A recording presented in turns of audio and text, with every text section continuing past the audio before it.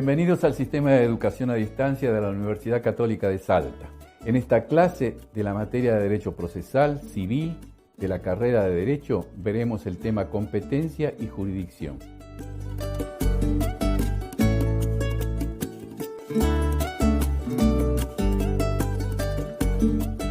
Bueno, esta tarde vamos a desarrollar tema de competencia y jurisdicción. Este temita tiene una pequeña dificultad porque desde hace mucho tiempo la palabra jurisdicción y la palabra competencia se nos superponen y aparentemente aparecen en algunas partes con el mismo significado. Después con el tiempo se fue dividiendo el concepto y ahora casi nunca se utiliza la palabra jurisdicción para sustituir a la palabra competencia y viceversa. Pero todavía quedan algunos remanentes en donde nosotros deberíamos decir competencia y estamos diciendo jurisdicción, o deberíamos decir otra cosa y estamos diciendo jurisdicción. Por ejemplo, es muy típico en la jurisprudencia decir jueces de extraña jurisdicción. Entonces, lo que estamos queriendo decir que son jueces de otro estado, que ejercen jurisdicción en otro estado.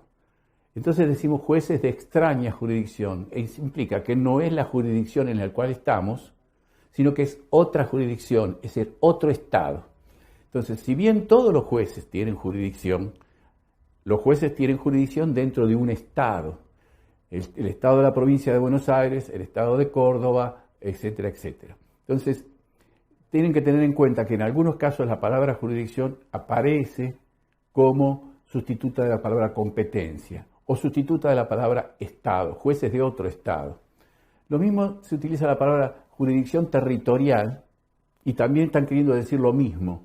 Un juez de distinta jurisdicción territorial, nos estamos refiriendo a un juez que ejerce su jurisdicción en otro estado. Entonces, ¿qué es ejercer la jurisdicción? Para la terminología moderna, jurisdicción básicamente está parado sobre dos pilares, que es la capacidad de decir el derecho, es decir, dictar sentencia, y la capacidad de imponer y hacer cumplir la sentencia que fue dictada.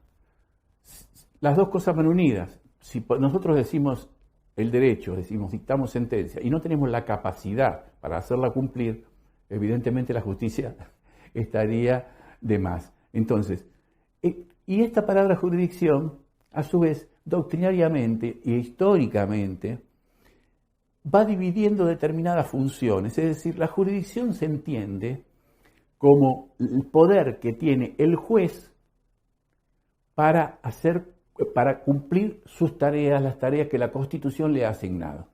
De la misma manera que la jurisdicción del presidente son todas esas facultades que la ley le da para cumplir las tareas o funciones u obligaciones que la ley le da. Entonces, ¿cuáles son esas funciones? ¿Cuáles son esos poderes? ¿Cuáles son esas facultades? Entonces ahí tenemos una pequeña división que es la de conocer primero. Es decir, el juez tiene la facultad de conocer sobre el tema de la cuestión. Pero el conocer no significa nada más enterarse de qué es lo que quieren las personas, sino conocer sobre los hechos que tiene que juzgar, sobre la prueba, sobre los dichos de las partes, etc. Y a eso en latín le decíamos notio. Es decir, notio viene de conocimiento, es bastante claro. El latín no es tan complicado como parece cuando es una sola palabra. Entonces, la palabra de conocer. En ese conocer, también, le llamamos a veces instrucción. Es decir, por eso decimos, por ejemplo, jueces de instrucción, jueces de sentencia, o instruir un expediente. Instruir el expediente es investigar, es conocer. Estoy haciendo estas divisiones porque estas palabras ustedes las encuentran y no saben qué quiere decir. Entonces, cuando nosotros decimos un juez de instrucción, es un juez que conoce e investiga sobre la prueba, sobre los hechos, etc. Tiene la capacidad de hacer comparecer a las partes. Si hay un juicio, hay un reclamante, el juez tiene la capacidad de llamar al otro y decirle que se presente. Y esa presentación tiene consecuencias favorables o desfavorables, y si no se presenta, tendrá consecuencias desfavorables. Y tiene la capacidad también de convocar a los testigos, es decir, llamarlos a que vengan a atestiguar, y si no vienen a atestiguar, tienen la posibilidad de tenerlos por la fuerza pública. Entonces, esto es la palabra, en latín está clasificado en la doctrina como la palabra vocatio. Vocatio quiere decir llamar. Todos saben que vocación quiere decir llamado, y todos saben que abogado quiere decir el llamado. Lo que pasa es que abogado se escribe con B corta por una aberración ortográfica. Hay unas cuantas de esas. Si eso lo quieren buscar en internet lo van a encontrar. Entonces, tenemos que tiene que conocer, tiene la capacidad de traer a las partes al juicio y de traer otras personas al juicio. Tiene la capacidad de ejercer la fuerza sobre las cosas y las personas. ¿Eso qué significa? Que puede detener a una persona, puede detener a un testigo y traerlo a declarar. Puede detener a un procesado y traerlo a declarar o directamente hacerle cumplir una sentencia. Si no tuviera esos elementos de coerción sobre las cosas y las personas, su capacidad de investigación sería poca. Por ejemplo, no podría allanar. Coerción sobre las cosas. No podría traer un testigo por la fuerza. Coerción sobre las personas. Entonces, y por último, o como anteúltimo, decir el derecho. Una vez que ejerció la capacidad de investigar, ejerció la capacidad de convocar a las partes, ejerció la capacidad de convocarlas a veces por la fuerza, dice el derecho, es decir, dicta la sentencia. Y de ahí viene la palabra juridictio. No es difícil la etimología, decir el derecho. Luego que dijo el derecho, luego que dictó la sentencia, tiene una capacidad supletoria y necesaria que es la executio, es decir, ejecutar la sentencia. Y ejecutar la sentencia significa hacerla cumplir, aún con la fuerza pública, aún con la fuerza pública, o aún con la fuerza sobre las cosas. Por ejemplo, yo puedo hacer cumplir una sentencia rematando un inmueble y con el producido del inmueble pagarle al acreedor que ganó el juicio. Y tomar otro tipo, embargar, secuestrar bienes, intervenir una sociedad, etcétera, etcétera, etcétera. Entonces, estas son las facultades que tiene el juez para ejercer su mandato, para ejercer la posibilidad de ser juez. Pero la competencia es otra cosa. La competencia, en principio, nace como un problema de división de tareas. ¿Y cómo la podríamos definir? ¿Cómo la podríamos describir? Hay una descripción clásica que pertenece a un procesalista uruguayo que dice que la competencia es el límite dentro del cual el juez ejerce la jurisdicción.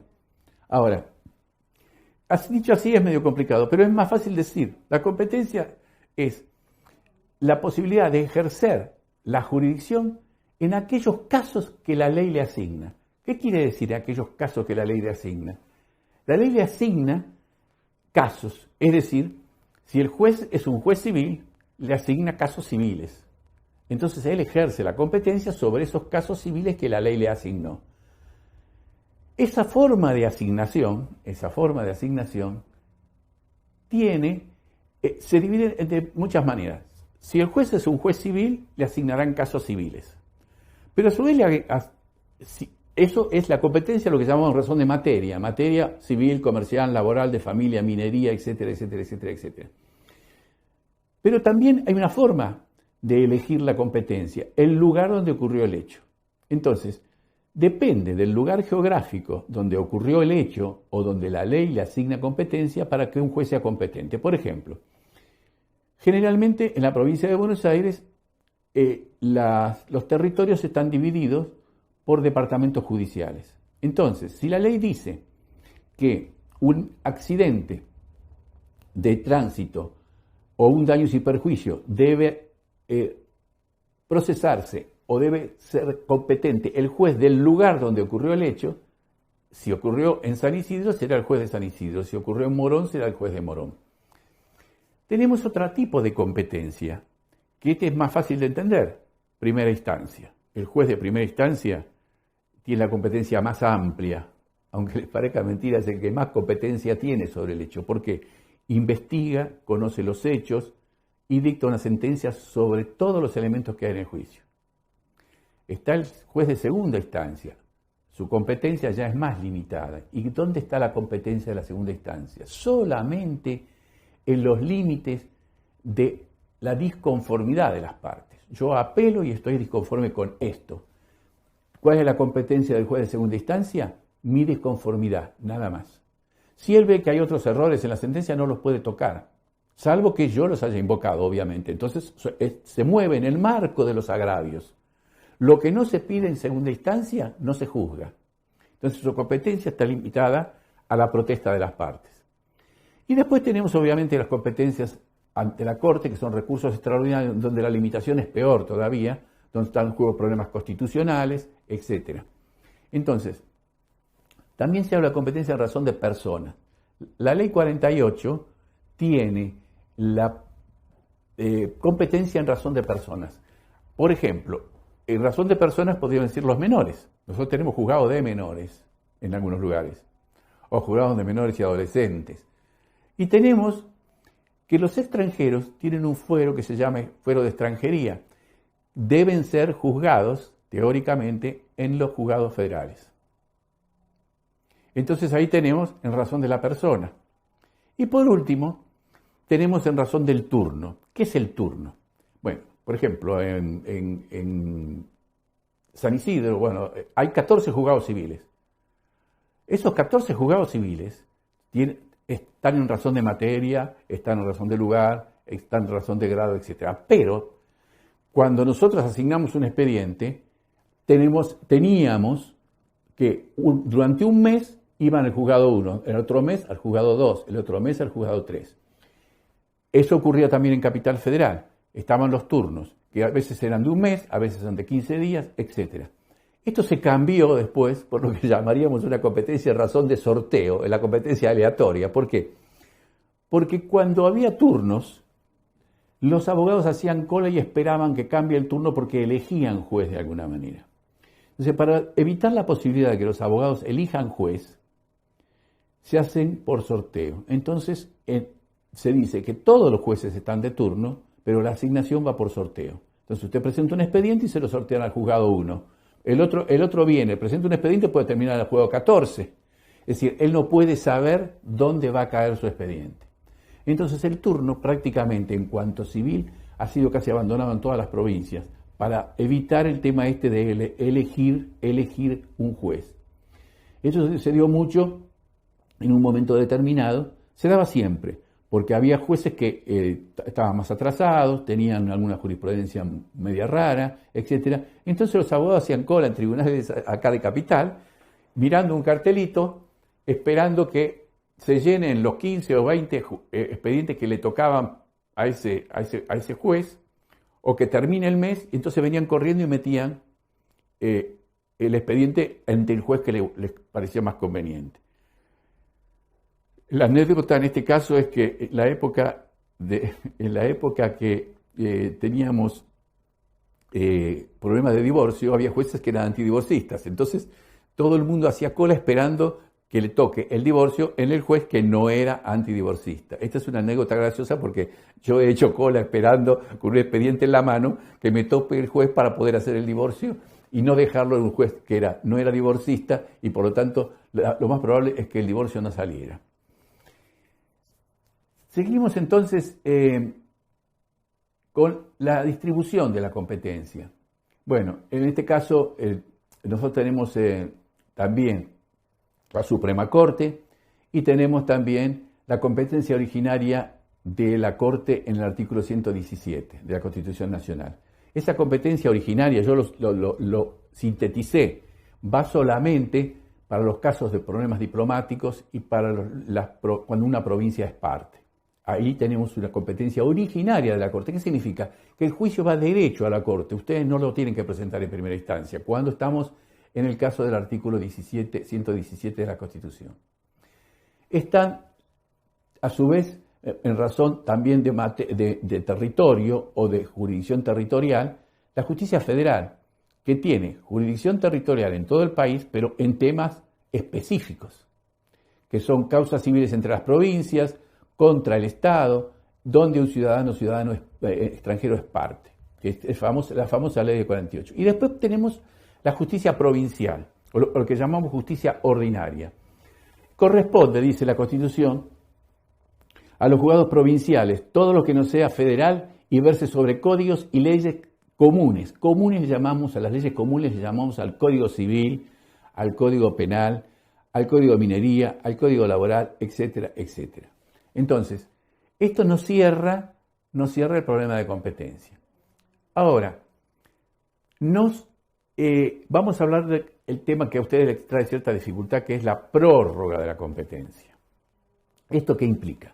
Prorrogar aquí, contra todo lo que uno puede pensar, no es correr en el tiempo, sino acá es correr la jurisdicción, la competencia, pero la competencia en el territorio, es decir, correrla de lugar, darle la competencia que le correspondía al juez civil, nosotros de San Isidro se la pasamos al juez de Morón o se la pasamos al juez de Entre Ríos. Entonces, en el caso de la competencia a razón de persona de la ley 48, es renunciable, entonces se puede prorrogar. Y las competencias territorial en las cuestiones patrimoniales también se puede prorrogar. ¿Y cómo lo prorrogamos? Lo prorrogamos de una forma. Puede ser expresa la prórroga.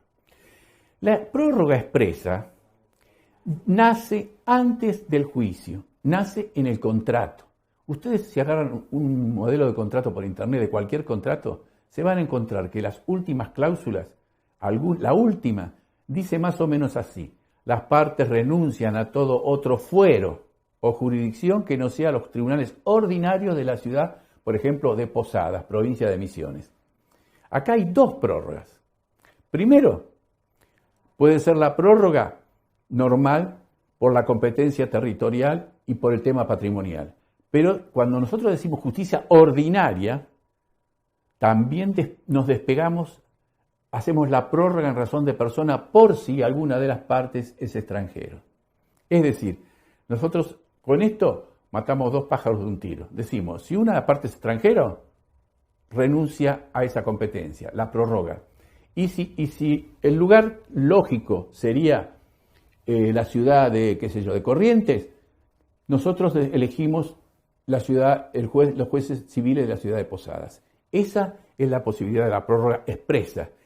Es expresa porque está en el contrato y previamente al juicio. Ahora vamos a ver la prórroga tácita. Esta es muy sencillo. Yo inicio el juicio patrimonial en un lugar ante un juez al que no le correspondería por razones de territorio, la causa, la inicio. Hasta ahora, ahí el juez se tiene que quedar quieto. Viene la contraparte y no dice nada, no me opone la excepción de incompetencia. Por lo tanto, los dos tácitamente hemos elegido y hemos aceptado la prórroga. En otros lugares eso se dice de la siguiente manera: en cuestiones patrimoniales, es competente el juez al cual las partes someten el litigio. Entonces es lo mismo, es competente el juez ante las partes someten el juicio. Es decir, ellos en vez de decir prorrogamos, dicen que es competente cuando yo elegí un juez, siempre es que sea un tema patrimonial. Lo dicen al revés, pero están diciendo más o menos lo mismo. Cada código tiene su forma, ¿no es cierto? Nosotros tenemos la forma de la prórroga y casi todos los códigos, algunos códigos latinoamericanos y el español sobre todo, dice ante el juez que las partes sometan su litigio. Entonces van en forma tácita o van en forma expresa a someterse ante un juez. Y esto está permitido. Ahora, en el código, en el tema de competencia, nosotros tenemos dos terminologías que nos vuelven locos. La primera es la palabra declinatoria. Ustedes leen el tema de la declinatoria y la inhibitoria y se ponen nerviosos y no entienden. Bueno, la declinatoria en el código significa lo mismo que la excepción de incompetencia que está en el artículo 347, inciso primero. Es lo mismo. ¿Qué quiere decir? Que el expediente está ante un juez. Ese juez me da traslado de la demanda. Yo voy al mismo juez y le pongo la excepción de incompetencia. Podríamos decir, le opongo la declinatoria para ser más intelectuales. Pero es la excepción de incompetencia. ¿Cómo se debe oponer? De la misma manera que se oponen las excepciones en el juicio ordinario. De la misma manera. Cuando ustedes llegan al juicio ordinario, o si no van derecho, cuando se encuentran con la declinatoria famosa, van derecho al 347 y se enteran cuáles son las consecuencias y qué pueden hacer. Pueden oponer la excepción de incompetencia y el juez va a entender en esa excepción de incompetencia. Si la excepción de incompetencia, si el juez se declara competente, no hay ningún problema. Si el juez se declara incompetente, pero está en el mismo estado, y iba a decir jurisdicción territorial porque es el término, en el mismo estado, se lo manda al juez competente. Pero si el juez competente es de otro estado, de otra jurisdicción territorial, lo tiene que archivar. Tiene que archivar el expediente. Su actuación es nula, no sirve para nada, porque era totalmente incompetente, porque él solamente tiene jurisdicción en ese estado. Entonces, él no puede lo que ya hizo y sobre el cual no podía ejercer jurisdicción a otro estado para que otro juez lo siga. Cosa que se hace. Y que a veces la Corte de la Nación lo avala y que muchos juzgados de Capital Federal le tiran los juicios a la provincia de Buenos Aires y después la Corte dice que está bien. Que alguna vez por excepción hay que hacerlo, qué sé yo, y con eso de la excepción se lo enchufan a los jueces de la provincia de Buenos Aires o de cualquier otra provincia. Estoy seguro que le hacen a todas las provincias lo mismo. Pero en principio, la declinatoria es la excepción de incompetencia. Ahora aparece la palabreja inhibitoria. Y acá a ustedes les cuesta más trabajo entender qué es. La inhibitoria se presenta ante el juez que yo creo que es competente, pero no tiene el expediente. El expediente está en Salta, el expediente está en cualquier lado. Entonces yo me presento y le digo al juez competente, mire, el expediente está allá. Ese juez de allá es incompetente. Por favor, dígale que se inhiba. Que se inhiba. ¿Qué quiere decir? Entonces, ¿qué hace el juez? Que si él se considera competente, agarra y le manda todos los papeles a ese juez y le dice, inhíbase y mándeme el expediente. Ahora, si el otro juez se considera competente también, ¿qué hace ese juez? Lo eleva inmediatamente a la Cámara para que la Cámara resuelva el lío. Y ahí termina esa discusión. Las discusiones de competencia siempre terminan, uno u otro tienen que mandarlo a su superior, entre comillas, a la Cámara. Muchas veces se utiliza la palabra superior para referirse a la Cámara. Las cámaras no son superiores ni inferiores, tienen distinta competencia. Si tuviéramos que decir quién es superior, tendríamos que decir que es el juez de primera instancia, que es el que ve todo el expediente entero, no un pedacito de tema o una parte. Pero bueno, ese es un comentario aparte. Entonces, ¿y cuándo puedo meter la inhibitoria? En el mismo plazo en que tengo que meter la excepción de incompetencia. Es decir, que la inhibitoria no viene a ser más que la excepción de incompetencia puesta ante el juez que creemos competente, pero que no tiene el expediente. Entonces él empieza el trámite y le dice al otro, mande el expediente para acá. Eso sería todo. Y después vienen las discusiones que en el código están claras, no vale la pena excederse. Con esto terminamos el tema de competencia. En esta clase de hoy hemos desarrollado el tema competencia y jurisdicción.